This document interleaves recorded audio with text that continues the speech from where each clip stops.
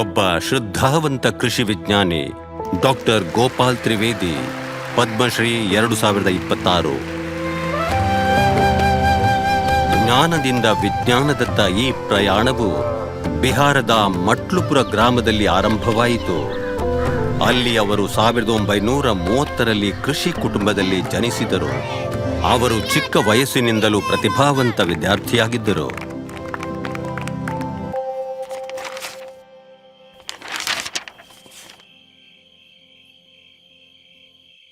ಆದರೆ 10ನೇ ತರಗತಿಯಲ್ಲಿ ತನ್ನ ತಂದೆಯನ್ನು ಕಳೆದುಕೊಂಡರು.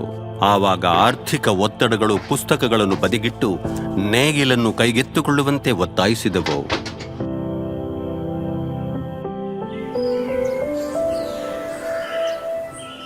ಮಗ, ಇಲ್ಲಿ ಬಾ. ಆದರೆ ಅವರ ತಾಯಿಯ ನಂಬಿಕೆ ಎಂದಿಗೂ ಸುಳ್ಳಾಗಲಿಲ್ಲ. ಮಗ, ನೀನು ಓದು, ನಾನು ಮನೆ ನಡೆಸುತ್ತೇನೆ. ಮತ್ತು ಗುರುಗಳು ಕೂಡ ಅವರ ಸಾಮರ್ಥ್ಯವನ್ನು ಕಂಡರು. ನೀವು ಒಬ್ಬ ರೈತ, ನಿಮ್ಮ ಶಿಕ್ಷಣ ರೈತರಿಗೆ ಸೇವೆ ಸಲ್ಲಿಸಲಿ. ಓಕೆ, ಒಳಿತಾಗಲಿ. ಅವರು ಸರಳ ಪೋಸ್ಟ್ ಕಾರ್ಡ್ನಲ್ಲಿ ಅರ್ಜಿ ಸಲ್ಲಿಸಿದಾಗಲೂ ಪೂಸಾ ಕೃಷಿ ವಿಶ್ವವಿದ್ಯಾಲಯವು ಪ್ರವೇಶ ಮತ್ತು ವಿದ್ಯಾರ್ಥಿ ವೇತನ ಎರಡನ್ನೂ ನೀಡಿ ಸ್ವಾಗತಿಸಿತು.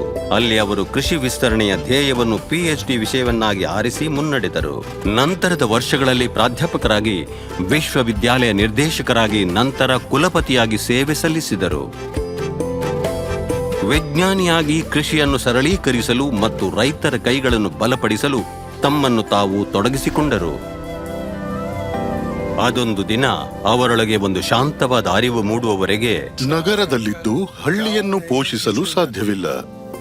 ಆದ್ದರಿಂದ ನಿವೃತ್ತಿಯ ನಂತರ ಅವರು ತಮ್ಮ ಮೂಲಕ್ಕೆ ಮರಳಿದರು, ಮಟ್ಲುಪುರಕ್ಕೆ, ರೈತರ ನಡುವೆ ವಾಸಿಸಲು ಮತ್ತು ಅವರ ಹೋರಾಟ ಅರ್ಥೈಸಲು. ನಂಬಿಕೆಯಾಗಲಿ ಅಥವಾ ಬೆಳೆಗಳಾಗಲಿ ರಾತ್ರೋರಾತ್ರಿ ಬೆಳೆದು ನಿಲ್ಲೋಲ್ಲ, ಸ್ವಲ್ಪ ಸಮಯ ತೆಗೆದುಕೊಳ್ಳುತ್ತೆ.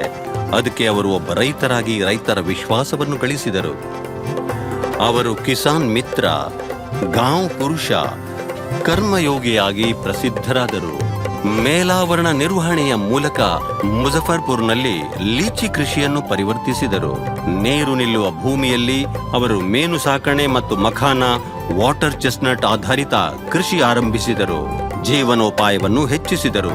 ಚಳಿಗಾಲದ ಮೆಕ್ಕೆಜೋಳಕ್ಕೆ ವೈಜ್ಞಾನಿಕ ವಿಧಾನದ ಮೂಲಕ ಇಳುವರಿಯನ್ನು ಹಲವು ಪಟ್ಟು ಹೆಚ್ಚಿಸಿದರು. ಗೋಪಾಲ್ ಅವರ ಅವಿರತ ಪ್ರಯತ್ನದಿಂದ ಕೃಷಿಯು ವಿಜ್ಞಾನದ ಮಹತ್ವ ತಿಳಿಯಿತು. ರೈತರು ಸಮೃದ್ಧಿ ಮತ್ತು ಹೆಮ್ಮೆ ಎರಡನ್ನೂ ಕಂಡುಕೊಂಡರು. ಅವರ ತ್ರಿವೇದಿ ಪಾರಿಕ್ ಸ್ಕೇಲ್ ಇಂದು ಜಾಗತಿಕವಾಗಿ ಅಂಗೀಕರಿಸಲ್ಪಟ್ಟ ಕೃಷಿ ಪರಿವರ್ತನೆಯ ಮಾನದಂಡವಾಗಿ ನಿಂತಿದೆ. ಕೃಷಿ ಜಗತ್ತಿನಲ್ಲಿ ನಿಸ್ವಾರ್ಥ ಸೇವೆಯ ಜೀವಂತ ಮಾನದಂಡವಾದ ವ್ಯಕ್ತಿಯಂತೆ. ಹೂವಿನ ಪರಿಮಳ ಅದರ ಸಾಧನೆಯಲ್ಲ, ಯಾಕೆಂದರೆ ಅದರ ಪರಿಮಳ ಬೇರಿನೊಳಗೆ ಬೇರೂರಿರುತ್ತದೆ. ಡಾಕ್ಟರ್ ಗೋಪಾಲ್ ತ್ರಿವೇದಿ, ಪದ್ಮಶ್ರೀ 2026. ಕೋಟಿ ಕೋಟಿ ನಮಸ್ಕಾರ.